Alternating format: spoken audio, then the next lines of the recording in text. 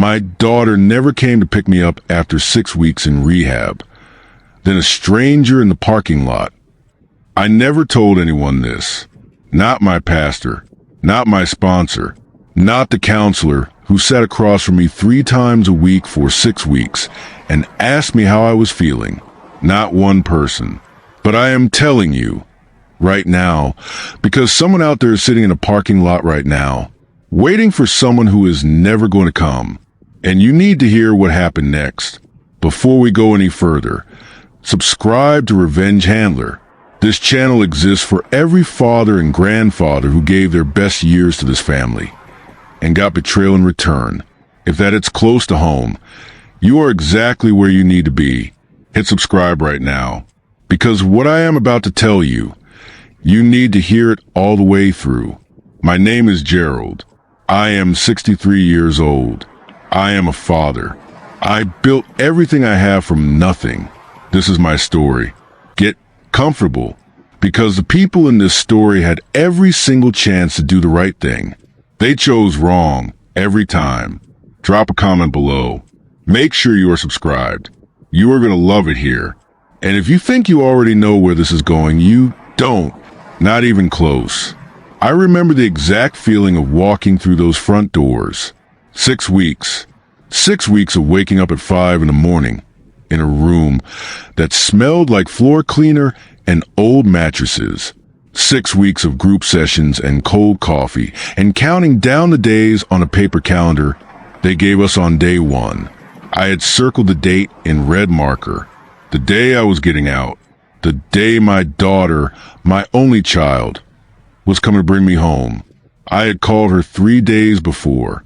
She picked up on the second ring. Dad, I'll be there. I promise. That was all she said. I promise. I held on to that like a man holds a rope over water. I walked out those doors at 10 in the morning. The sun hit me in a way I had forgotten about. Clean air. Real air. I stood on the curb with my duffel bag and looked at the parking lot. One car idling near the entrance. A silver sedan. Not hers. I sat down on a wooden bench just outside the main doors. I waited. 10 minutes. 20. An hour. This is where it starts. Not in the parking lot. Before that. Years before that. Let me take you back to where this really started. My wife, Sandra, passed away when our daughter, Melissa, was 16 years old. Breast cancer. 14 months from diagnosis to funeral. I will not talk about that in detail today. What I will tell you is this. After Sandra died, I made a mistake. I picked up a bottle. Not right away. It took 2 years. But when it started, it did not stop for a long time. I was a functioning man for most of it. Still worked my route. Still paid my bills. Still showed up to Melissa's graduation, to her wedding, to the birth of my grandson Tyler. But there was always a smell on me, a distance behind my eyes. Melissa knew. She never said it directly, but she knew. And for the last 3 years, the distance between us had been growing. Phone calls got shorter. Visits got further apart. And then last year, I hit a wall. I will spare you the details. What matters is, I went to rehab voluntarily. I called her the day I checked in. She cried. She said, "Dad, I am so proud of you." And I believed her. That was just the beginning. Drop a comment below. Where are you watching from right now? And stay with me, because this story is only getting started. If you're just joining, you need to go back and watch from the start, because what I am about to tell you only makes sense if you know what came before. I sat on that bench for 2 hours and 11 minutes. I counted, because after a certain point, counting was all I could do to keep my hands from shaking, not from withdrawal. I was past that, from something worse. The slow, cold understanding that she was not coming. I called her phone 4 times. First call, no answer. Second call, no answer. Third call, it rang once. Then silence, like it had been declined. Fourth call, voicemail. "Hey, you've reached Melissa." Leave me a message. I sat there with the phone in my hand. I did not leave a message. What do you say? I'm standing outside the place that just saved my life, and you are not here. Where are you? Pattern interrupt. Here is what I did not know yet. 2 days before I was released, Melissa had a conversation with her husband, Derek. I would not find out what was said in that conversation for another 6 weeks. But everything that happened in that parking lot traces back to those 2 days. I was about to stand up and call a taxi when the door behind me opened. Footsteps on the pavement. A man sat down on the other end of the bench. He was maybe 70, gray at the temples. Hands like a man who had worked outdoors for 40 years. He didn't look at me. He just sat. After a minute, he said, "Waiting on someone?" I said, "My daughter, she's running late." He nodded slowly, like he had heard that before. He said his name was Roy. He told me his son had checked out that morning, 2 hours ahead of me. His son had called him the day before and said, "Pop, don't bother coming. I'll get a ride." Roy had driven 90 minutes anyway. He said, "I sat in the car for a while. Then I figured I'd come sit out here, just in case." I looked at him. He said, "Old fathers don't listen very well. If this is hitting close to home, give this video a like right now. You know exactly what I mean." We sat there together for 40 minutes. Roy didn't ask me what I was in for. I didn't ask him about his son. We talked about the weather, about a truck Roy used to drive in his 50s, about a diner in a town neither of us had thought about in years. And then he said something that I have thought about every single day since. He said, "You know what the hardest part of being a father is?" I waited. He said, "Knowing your kid is going to fail you and loving them anyway, before it even happens." I didn't say anything. I couldn't. When the taxi finally pulled up, Roy stood and shook my hand. He held on for just a second longer than a handshake needs. He said, "You're going to be all right, Gerald." I had never told him my name. I climbed into that taxi, and on the way home, alone, I made a decision. Not about Melissa. Not yet. About myself. That whatever happened next, I was not going to chase her. Still with me? Good. Because this is where everything changes. I got home to a clean house. That surprised me. When I had left 6 weeks ago, it was not clean.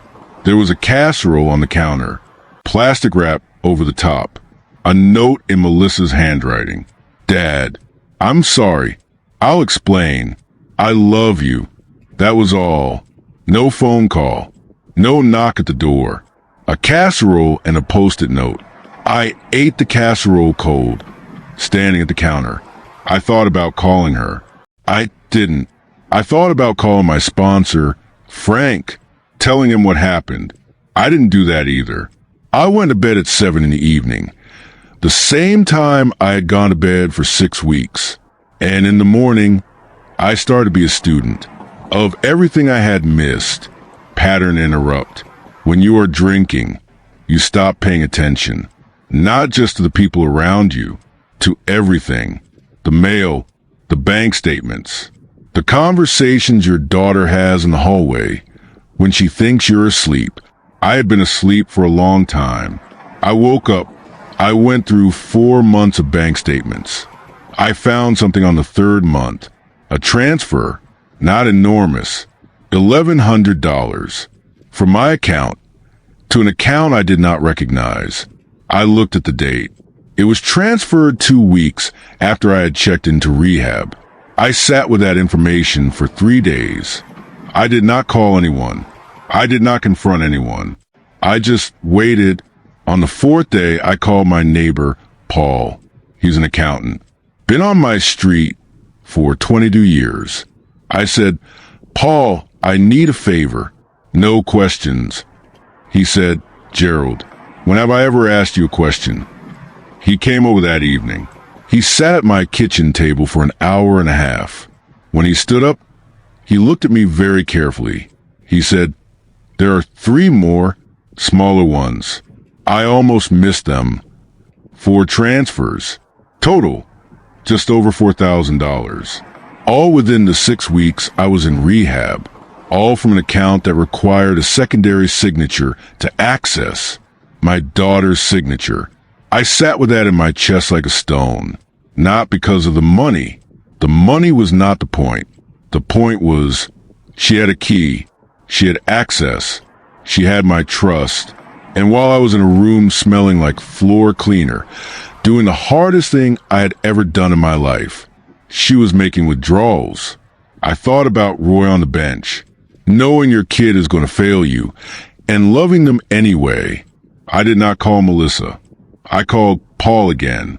I said, "I need you to help me document this." He said, "Already started. We are almost at the end.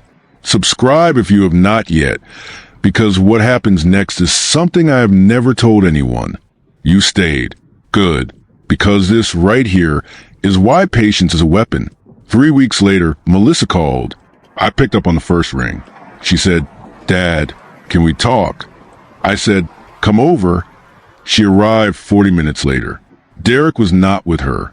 She sat down across from me at the kitchen table. She looked at her hands for a long time. Then she said, "Derek told me not to pick you up. He said, if you came home clean, you'd start asking questions about the account." She started crying before she finished the sentence. I did not move. She said, "He told me you probably wouldn't even notice." He said, she stopped. I waited. She said, "He said you'd probably go back to drinking anyway." Pattern interrupt. Let me tell you what I felt in that moment. Not rage, not the hot, immediate thing you might expect. Something quieter. Something like the last piece of a lock turning over. I slid a folder across the table. She opened it. 4 pages. Paul's documentation. Every transfer, every date, every account number. She looked up at me. I said, "I know about all of it." Then I said, "What I need to know is whose idea was this?" She whispered, "His." I said, "Were you afraid of him?" Long pause. She said, "Yes." I did not say anything for a full minute. She was still crying. I stood up. I walked to the cabinet. I poured 2 glasses of water. I set one in front of her. And I said, "Then we're going to fix this. Together. And Derek is going to learn, very quietly, that what he did has a price." I did not call the police. I called Derek's employer. Derek was a financial advisor. He had a license. He had clients. He had a reputation. I sent a certified letter, with Paul's documentation attached, to his firm's compliance department, not to press charges, just to inform them. The compliance investigation took 11 days. Derek resigned on the 12th. He did not fight it. He had no ground to stand on. 6 weeks after that, Melissa filed for divorce. She moved back into my house. She brought Tyler, my grandson, who sits at my kitchen table now every morning and eats cereal and asks me what I want to watch. I have been sober for 8 months. The money, every dollar, was returned. Derek is living in a 1-bedroom apartment in another state. He has not called Melissa once. I think about Roy sometimes. The man on the bench. The man who drove 90 minutes just in case. I never saw him again. I never learned his last name. But I know this. He sat next to me at the lowest moment of my life. And he didn't fix it. He just stayed. And sometimes that is the only thing that matters. I did not destroy him. I simply stopped protecting him. If this story moved you, subscribe to Revenge Handler. Share this with someone who needs to hear it. And drop a comment below, because your story matters too. I will see you in the next one.